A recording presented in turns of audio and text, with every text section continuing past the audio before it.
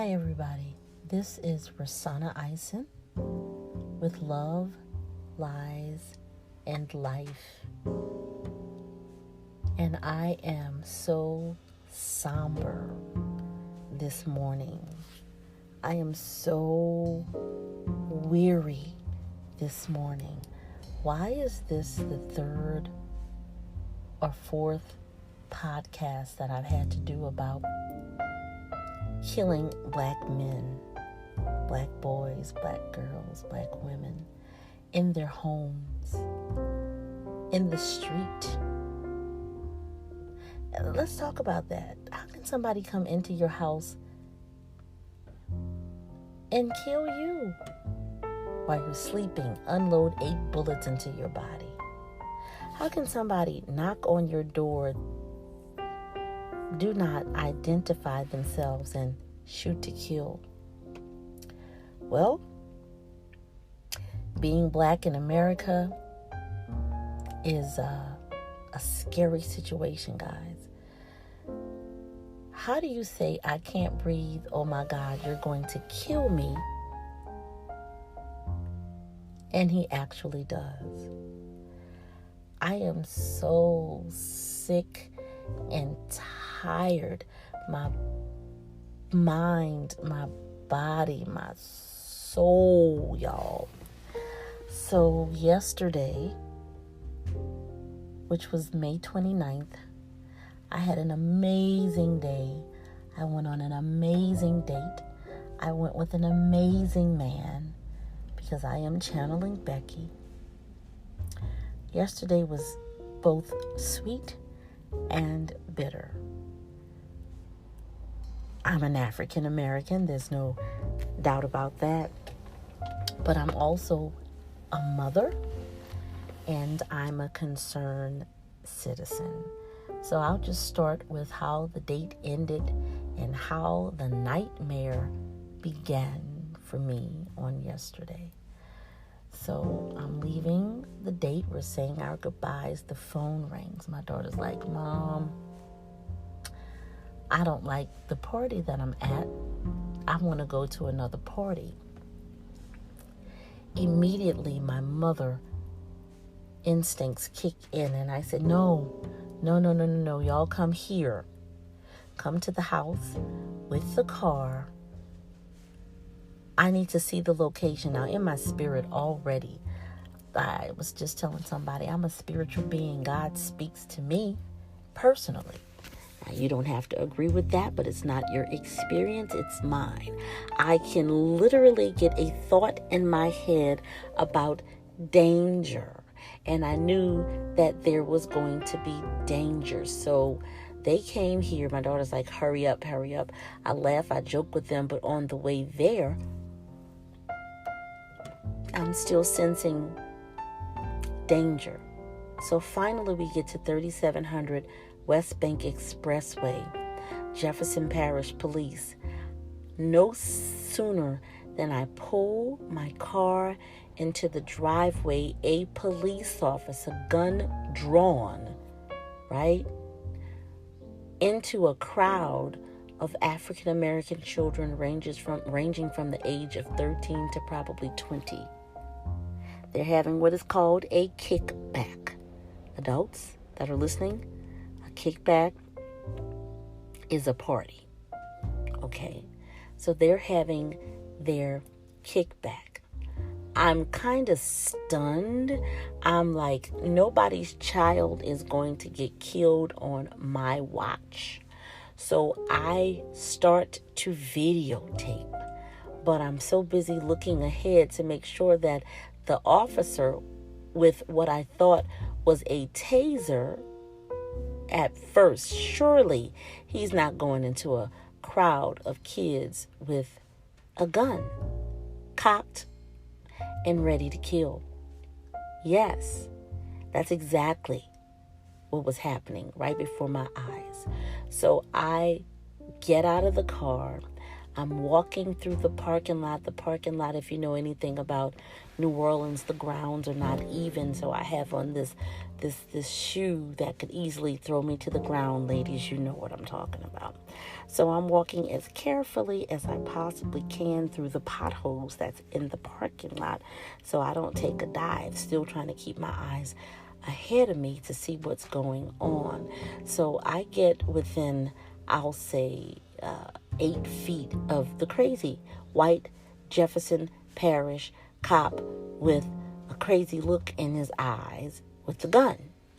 So another cop car pulls up, a sheriff car or a cop car, whatever it is. Now, I have to pause right here because I have to give you some information about JP. It's like these are country back people and the police are gods. I'm from New Orleans, not so much.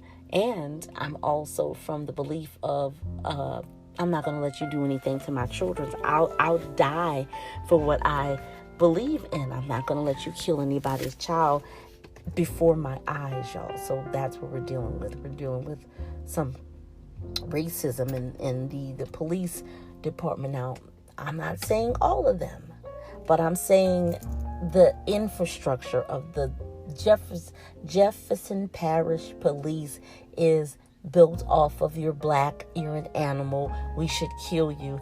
And I, for one, am tired of it. And if I would have sat back and let somebody's child get shot for no reason.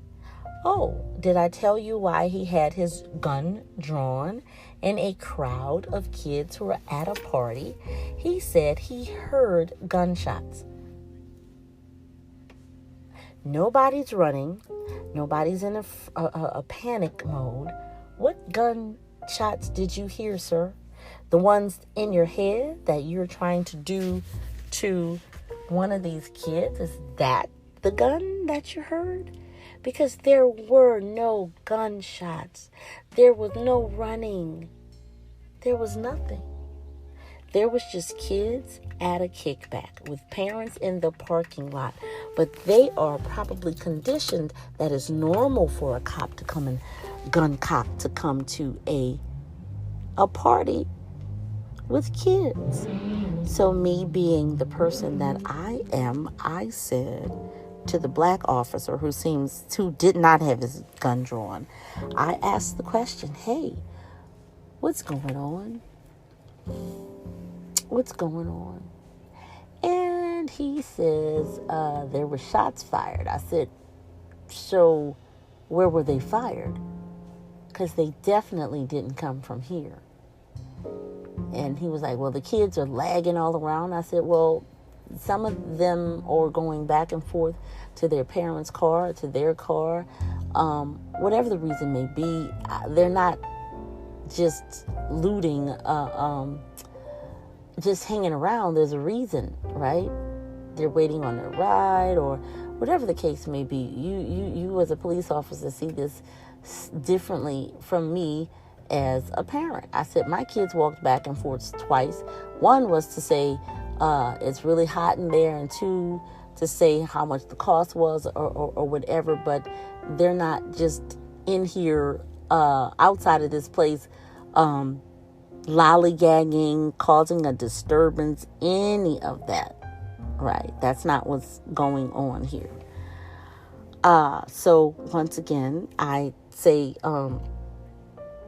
what's going on? I just saw an officer and I was nice. I was being naive with a taser. And he comes over to me with his gun, fixing his gun, like holding on to it in his holster, fixing his pants. And he said these words, what you want to know? I'm the cop with the gun. I said, I'm not talking to you, sir. I'm not talking to you, sir. Is that not respectful?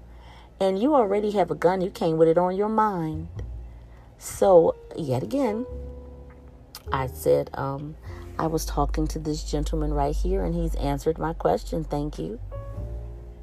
And he said, yeah, so whatever you want to know, shots were fired before you got here.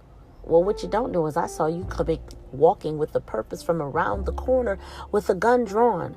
I've been here, sir, because I was scoping out the scene to make sure that I could leave my daughter in a safe place, which from the beginning, I didn't think it was safe at all.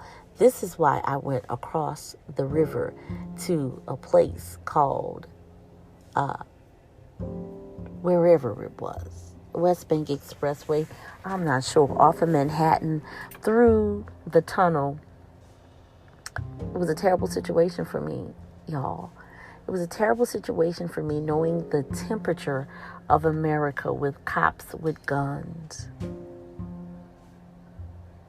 And they were trying to justify the fact that they came with guns drawn on a bunch of children. Oh, but they're black, so they're animals. They don't deserve the respect. So the cop continues to speak, and he says to me, because I was clearly not trying to provoke a crazy cop with a crazy look in his eyes, with a gun.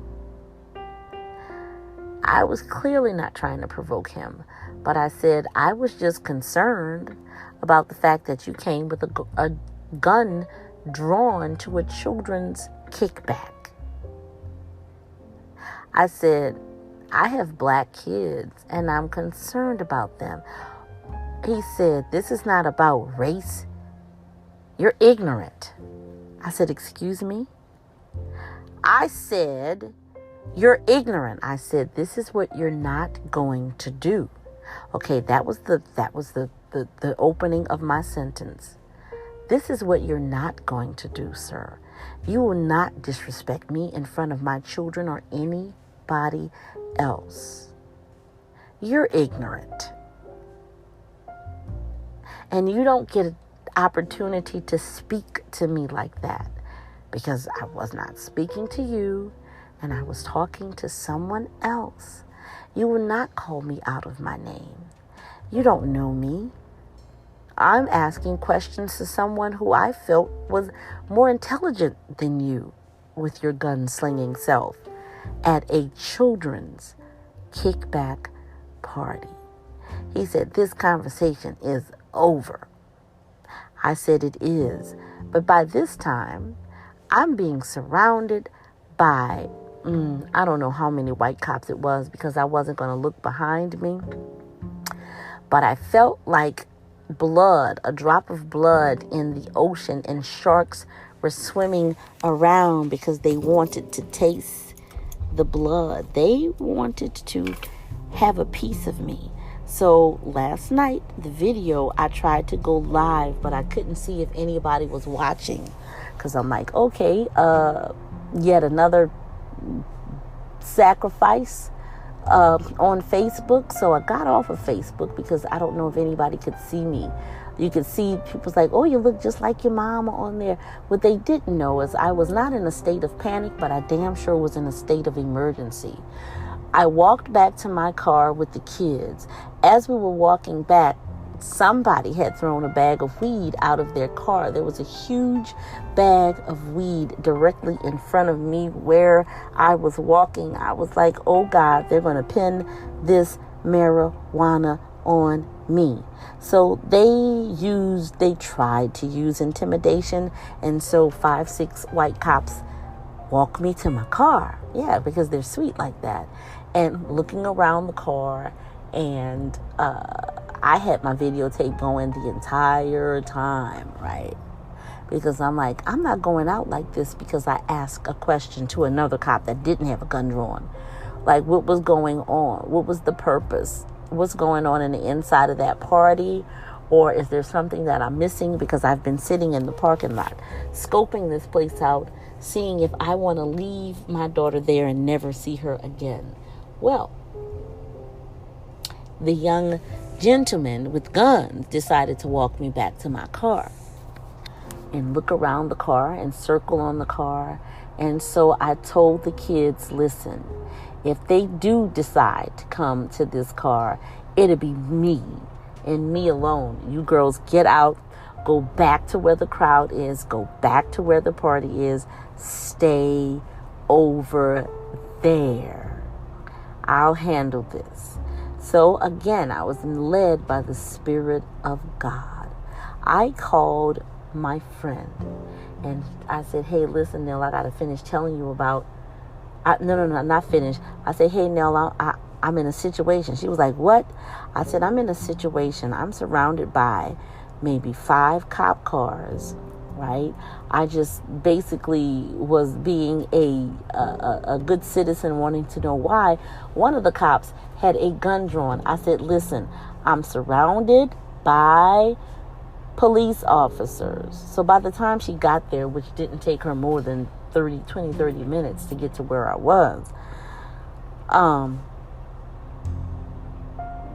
the police decided to go sit in another parking lot with his lights pointed my way, waiting in an empty parking lot across the street. He was waiting for me to pull out of that parking lot so he could pull me over, arrest me, and Sandra Bland me. But he didn't get the opportunity, because what I did was I said, hey, Nell, listen, come into the parking lot where the party is, and I need for you to, put me in your car and take me and the girls away. So that's what she did. I got into her car on the side of the building. I drove away, nice and slow, and easy, and we made it home. And I just basically couldn't sleep behind the fact that yesterday could have been my last day alive, because I decided to speak up with a white cop at a party for kids with a gun. And I tell you what, if it had been a dark alley, I don't think I would see today, y'all. I don't think that I would have been alive today, because I asked a question. You could see it in his face when he said, you're making this about race. It's not about race. You're ignorant. You could see the hatred in his eyes, and me being the woman that I am. I'm a short woman in stature, but I am so not bowing down to your evil energies and your suppressive and bullying ways, sir. I'm not going to let you do it. With all due respect, do not talk to me like that. Yes, you have a gun. Are you really going to shoot me right here in front of all of these people? Are you really going to try to do that? Okay, so it didn't happen. So I am sitting in my car on today back home, because I did tell you that I left everything. I'm like, come on, girls, precious cargo in this car. I didn't want to drive. My left light is out. My headlight is out, and I was like, hey, this is a really good reason to pull me over and do me some harm this time of night, because he had it just out for me. I'm sure he's run my license plate. I'm sure he's done a lot of things, because that man was waiting and he would not leave. So I left. So thank God for friends. Like I said, I had a wonderful date. It was not such a good ending with the police, but what's good about it is that I made it home. So how many white people have to worry about making it home from going out? How many of you have to worry about that? It is so crazy that this is something that I have to be worried about, getting home safely, because I ask a simple question, hey, what's going on here? What's going on? Why do you have a gun? Actually, in the video, you'll hear me say, why do you have a taser?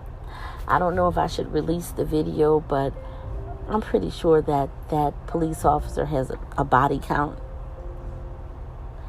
Brown body count. Women, men, children, whatever.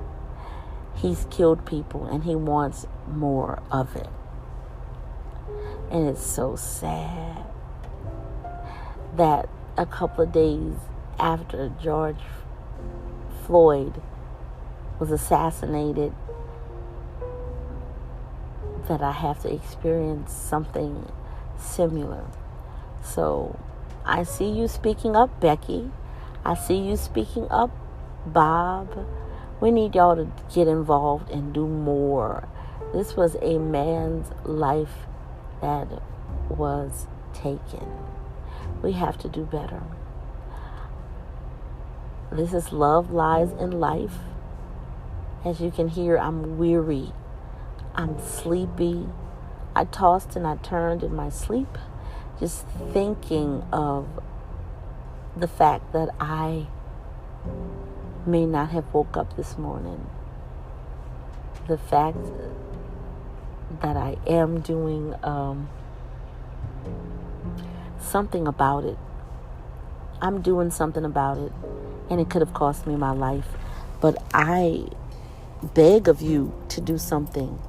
My other brothers and sisters, do something. If you don't do anything, then you're a part of this problem. You're perpetuating this problem. You're silent because you agree. You think we should be shot down in the street. You think our children should be harmed. This is not a conversation that you want to have with your children. Put your hands on the dashboard. Make sure you have your driver's license. Make sure you put on your turn signal. And make sure to breathe not deep. If somebody has their knee on your neck, why am I even having this conversation this morning? I'm having this conversation this morning because this is my reality. I am saying it here and now. And once again, I'm not going to let you kill my child. I'm not going to let you kill my child. I'm not going to let you put your hands on my children. I'm not going to let you do, you may overpower me because I am a woman, which you should not do, which you wanted to kill me last night, sir. I need to find out this man's name, his badge name. He is awful. But to anybody that knows me, I am Mama Bear. And if I have to go out, I'm going to go out knowing that I took you the fuck out with me. Excuse me for people who are not used to me cursing. This is something to curse about. I'm so sick and tired of being politically correct. There is a separate set of laws for me and my children. And I stood there. It wasn't toe to toe, but I stood there. We're talking about, I've learned about masculine energy and feminine energy. I had Mama Bear energy coming from everywhere. You will not disrespect me. I'm supposed to ask what's going on when you have guns pulled on children. But on this day, I'm glad that God saw fit to bring me home. I'm so grateful that I lived to see another day, because I too can be killed for the color of my skin. We're tired, America. We're tired, Trump, you motherfucker. You're a fucking asshole. You are perpetuating racism and violence.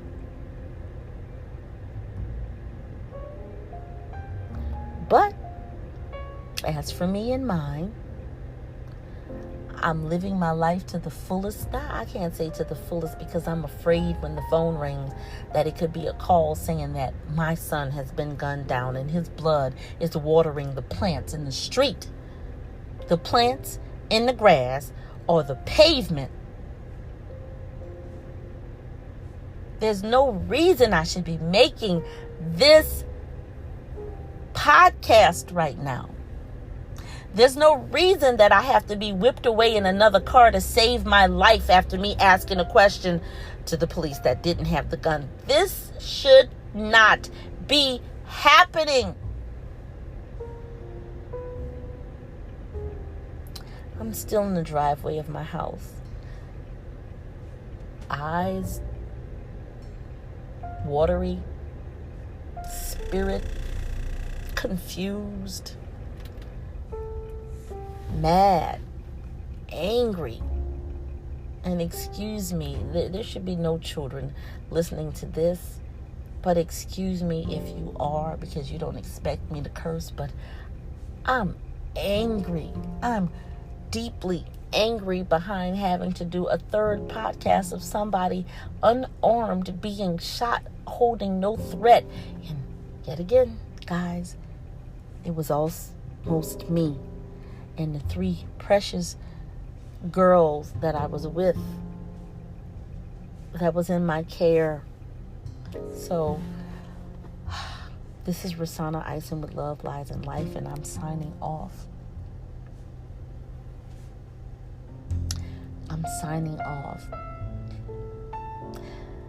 The song says, Mississippi, goddamn. Well, how about America, goddamn? Nina Simone wrote it so clearly. Mississippi, goddamn. No, America,